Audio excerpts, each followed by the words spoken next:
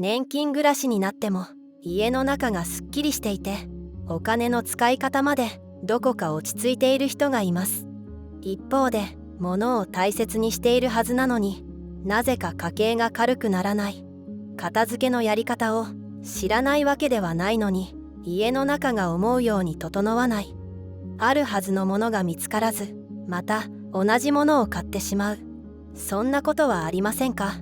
大切なのはたくさん捨てることではなく、残してきたものが本当に助けてくれているかを見直すことです。今日はそのきっかけを一緒に見ていきましょう。こんにちは、黄金の暮らし手帳です。今日は70代一人暮らしの鈴木恵子さんの暮らしを参考に、節約の味方だと思ってもったいないと残してきたものを暮らしと家計に合わせて見直す方法をお話しします。まだ使える、高かった、誰かにあげられるかもしれない、そう思うほど手が止まってしまうことがあります。紙袋や空き箱、使っていない日用品、出番の少ない食器や服、大事に取っておいたものが必要なものを隠し、買い直しや余計な出費につながることもあります。今の暮らしでちゃんと使えているか、探しやすいか、余計な出費につながっていないか、そこを一緒に見直していきます。片付けの方法だけではなく、そもそもなぜ手放せないのか、その根っこに気づけると、家の中のものを少し違う目で見られるようになります。今日の動画が物も気持ちも家計も優しく整えるきっかけになれば嬉しいです。最初にお伝えしたいのは、もったいないという気持ちは捨てられない弱さではなく、暮らしを大切にしてきた証ということです。片付けの方法を知らないわけではないのに、いざ物を前にすると手に持ったまましばらく考え込んでしまうこともあります。恵子さんも以前は物の整理をしようとするといつも手が止まっていました。棚の奥から出てきた古い湯飲みさえ捨てるのは申し訳ないと、またそっと同じ場所へ戻してしまう。その度にまた決められなかったと少し気持ちが沈んだそうです。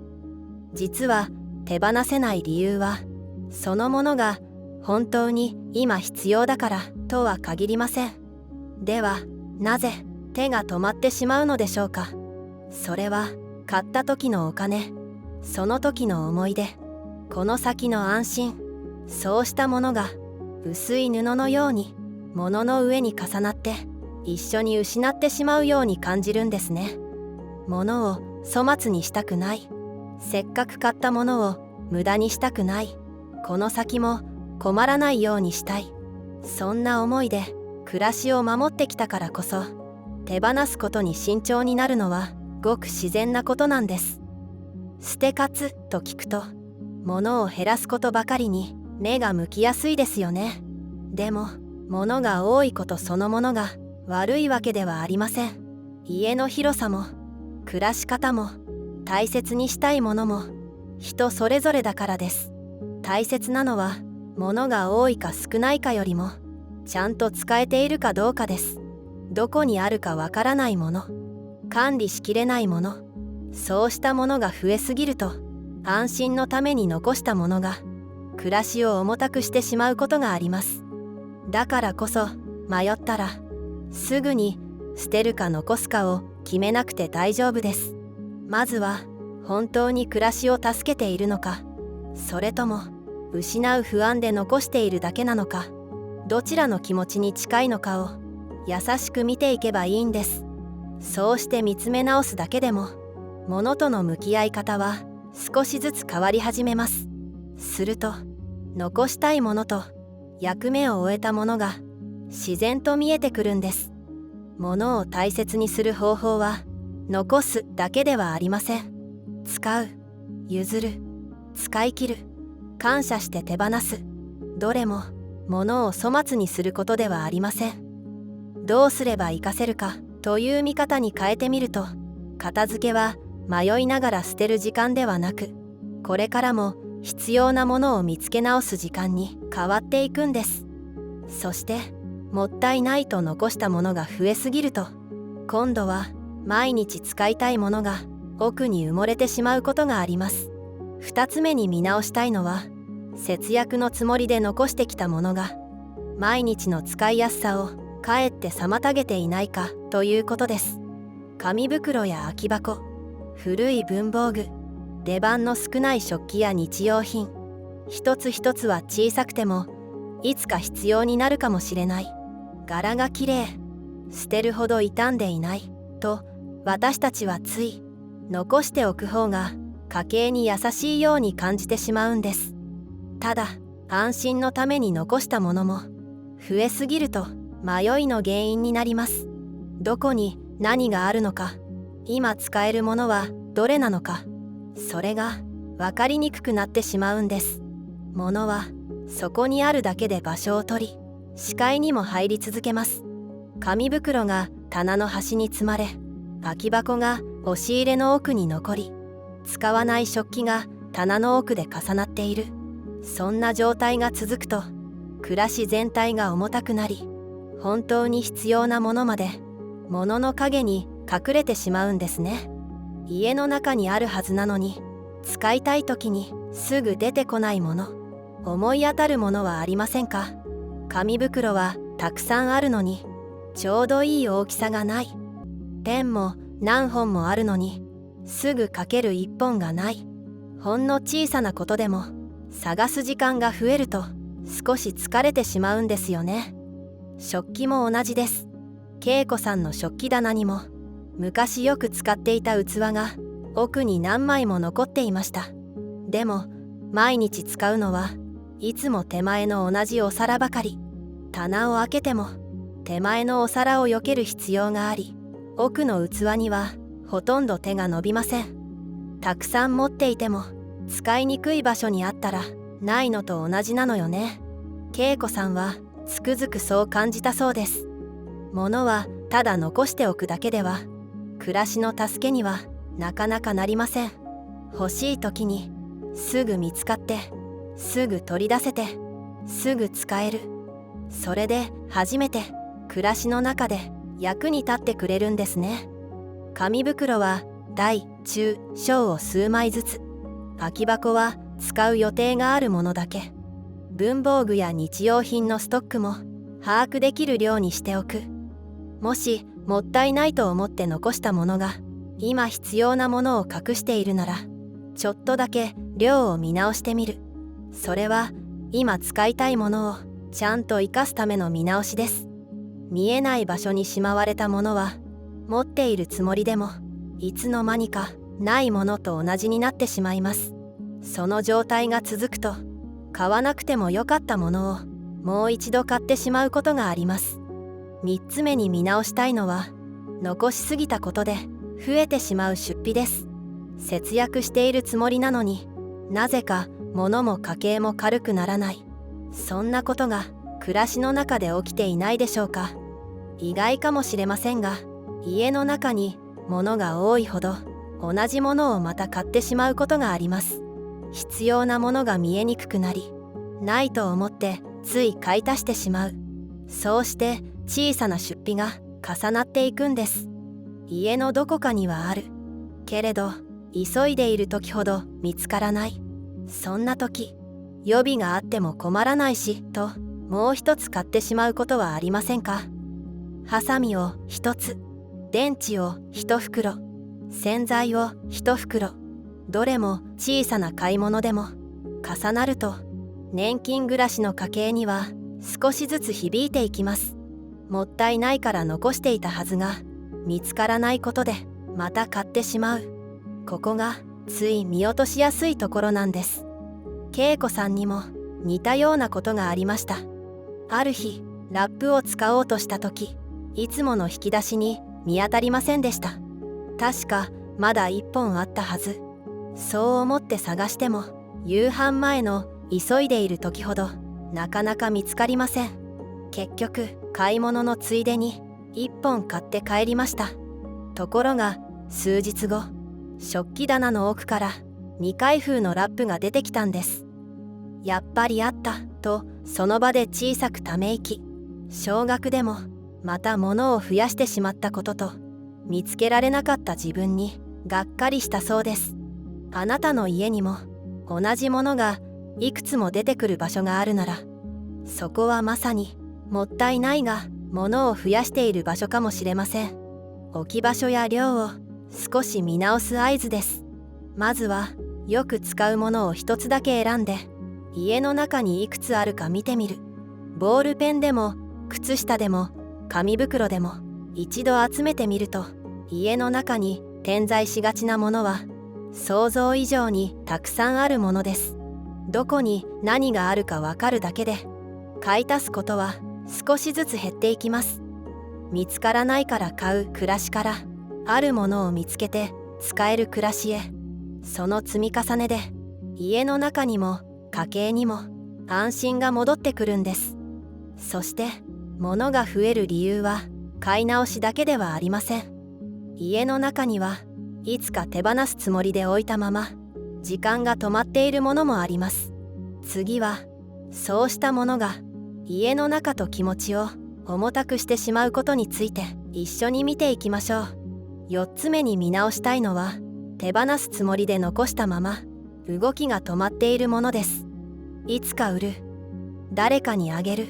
そう思って残しているものはありませんか？袋にまとめて押し入れの端に置いてあるもの、寄付しようと積まれている本、売ろうと思いながら部屋の隅に残っている家具、捨てるには惜しい、誰かが使ってくれるならその方が嬉しい、少しでもお金になるなら家計の足しにもなる、そう思うのは物を大切にしているからこそですよね。ただ見直したいのは、そのものの行き先が本当に決まっているかどうかです。手放すつもりで分けたはずなのに、家の中でまだそこに残り続けている。行き先が決まっていないものは場所を取るだけでなく、見るたびに小さな引っかかりとして心にも残ってしまうんです。恵子さんも服や食器、本などを、これは売れるかもしれない、あの人なら受け取ってくれるかもしれない、そう思って紙袋や箱にまとめていました。けれどその日はなかなか来ませんでした。掃除のたびに紙袋を少しずらして、いつ持っていこうと思いながらまた同じ場所に戻していたそうです。気づけば季節が変わっても同じ場所に置いたまま。実際売るにも譲るにも写真を撮ったり相手に聞いたりやり取りをする必要があります。簡単そうに見えても気力も体力も使うんですね。いつかは決まっていない限り物を止める言葉になります。あなたの家にも行き先が決まらないまま置かれているものはありませんか？床の隅、押し入れの一角、玄関の近く、クローゼットの下、そうして置かれたものが暮らしの場所を塞いでしまうことがあります。だからいつかをいつまでに変えてみます。売るなら今月中、譲るなら今週中、出すなら次の資源の日、それだけで止まっていたものが少し動き始めます。もし決めた日までに動けなくても、それは失敗ではありません。今の自分にはその方法が少し負担だったというだけのことです。売る、譲る、寄付する、資源に出す、感謝して手放す、今の体力や時間に合う方法を選べばいいんです。暮らしが軽くなるなら物を粗末にすることではありません。そうして家の中に少しずつ余白が戻ると、見るたびに気になっていた場所もほっと息をつける場所に変わっていくんです。ただ手放すものの中には、行き先を決めるより前に心が止まってしまうものもあります。まだ十分に使っていない、手放すにはもったいない、そんな風に感じやすいのが高かったものです。5つ目に見直したいのは、値段ではなく今使えているかで見ることです。高かったからこそしまったままになっているものはありませんか？思い切って買った服、便利そうで迎えた調理道具、体のために買った健康器具、来客用に揃えた食器、どれもその時の暮らしを少しでも快適にしたい、毎日を素敵にしたいと選んだものですよね。そこには値段だけでなく、その時の決心まで残っているように感じるからです。手放すことは買った時の自分を否定することではありません。自分の体力も価値観も時間とともに変わっていくものです。昔の暮らしには合っていたものも、今は少し重たく感じることがあります。だからこれからの暮らしを支えてくれるものを選び直していいんです。手放した後で後悔するかもしれない、そう思うとなかなか決められませんよね。でも物はしまってあるだけでなく、今の暮らしの中で使えてこそ本当の役目が見えてくるものです。使うたびに手間を少し減らしてくれる、食卓に並べるたびに気持ちが明るくなる、出かける時に安心して身につけられる、そういうものはこれからの暮らしを支えてくれるものです。恵子さんの台所にも大きくて重たい鍋がありました。家族がいた頃は煮物やお正月の準備によく使っていた鍋です。けれど今は一人分の食事が中心で、出すのも洗うのも重たく感じるようになりました。今の私には大きすぎるのかもしれない、そう気づいてから恵子さんはようやく安全に使える軽い鍋だけを手元に残すことにしたそうです。来客用の食器も同じです。毎日使う器が手前の数枚で足りているなら、本当に気に入ってるもの、使いやすいものだけを選んでいいのだと思います。私たちは値段を覚えているものほど、使っていなくてももったいないと感じるものです。でも高かったから価値があるではなく、どんなに小さなものでも毎日を支えてくれているなら、それは今の暮らしにとって大切なものです。迷ったら一旦見える場所に出して一度使ってみてください。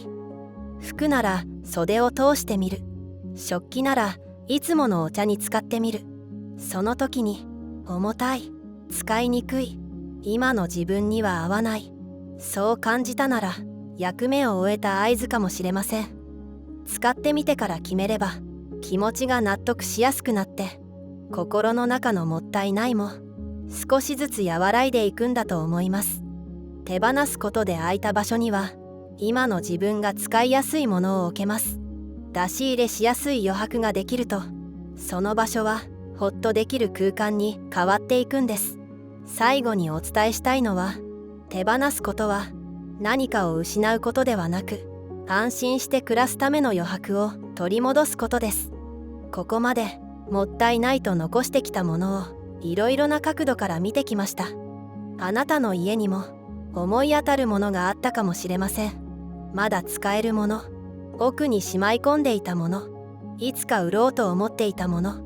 高かったもの、どれも大切に残してきたものです。だから迷うのはとても自然なことです。ただいざ向き合う時、私たちは目の前のものだけを見ているわけではありません。